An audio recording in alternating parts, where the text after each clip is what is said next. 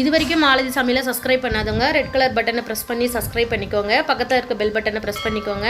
உங்களுக்கான புதிய வீடியோக்கள் தினம் காத்துக்கிட்டு இருக்கு. Hello friends, welcome to Malathi சமையல். இன்றைக்கி நம்ம கிச்சனில் என்ன பார்க்க போகிறோன்னா ஃபுல் ஜார் சோடா. அதுக்கான தேவையான பொருட்கள் பார்த்துடலாம்.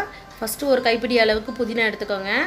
நெக்ஸ்ட்டு வந்து ஒரே ஒரு பச்சை மிளகா, இஞ்சி வந்து ஒரு சின்ன சைஸ் துண்டு எடுத்துருக்கேன். அதை சின்ன சின்னதாக கட் பண்ணியிருக்கேன். இது மிக்ஸி ஜாரில் போட்டு நல்லா அரைச்சிட்டு வந்துடலாம். ஃபஸ்ட்டு புதினா ஆட் பண்ணிக்கோங்க. இப்போ நம்ம வச்சுருக்க பச்சை மிளகா ஆட் பண்ணிக்கலாம். அப்புறம் இஞ்சி ஆட் பண்ணிக்கோங்க. லெமன் வந்து நம்ம புளிஞ்சு தான் ஊற்ற போகிறோம். இது மட்டும் ஃபஸ்ட்டு அரைச்சிட்டு வந்துடலாம். நல்லா நைஸாக அரைச்சிருங்க. ஒரு 1/4 டம்ளர் போல் தண்ணி ஊற்றி இந்த அளவுக்கு நைஸாக அரைச்சிட்டு வந்தாச்சு. வாங்க இது எப்படி ப்ரிப்பேர் பண்ணுறதுன்னு பார்க்கலாம்.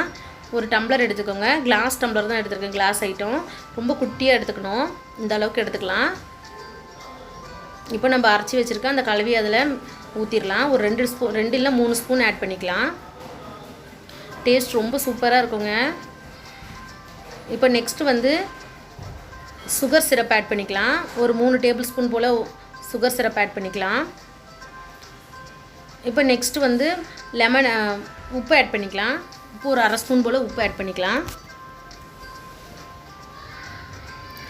இப்போ அடுத்து லெமன் ஆட் பண்ணிக்கலாம். இப்போ 1/2 லெமன் எடுத்துருக்கேன். சீட்ஸ்லாம் எடுத்துகிட்டு 1/2 லெமன் ஃபுல்லாக புளிஞ்சு விட்ருங்க.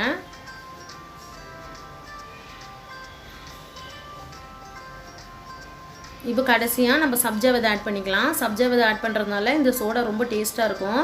இப்போ 2 இல்லை 3 ஸ்பூன் ஆட் பண்ணிக்கலாம். ஆட் பண்ணிவிட்டு நல்லா மிக்ஸ் பண்ணி விட்டுருங்க.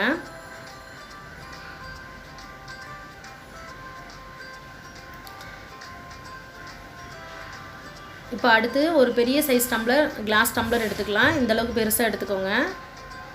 இப்போ ஒரு பிளேட் ஒன்று வச்சிடலாம். பிளேட்டுக்கு மேலே அதை வச்சுருவோம். இதில் ஃபுல்லாக வந்து சோடா ஊற்றிடலாம். ஃபுல்லாக ஊற்றிடுங்க.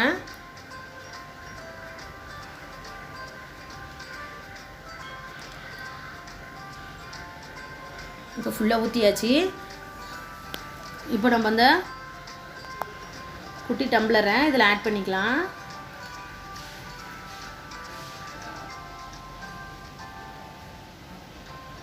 பாருங்கள், வாவ், சூப்பராக பொங்கி வந்திருக்கு பாருங்கள். நல்லா கலர்ஃபுல்லாக இருக்குது.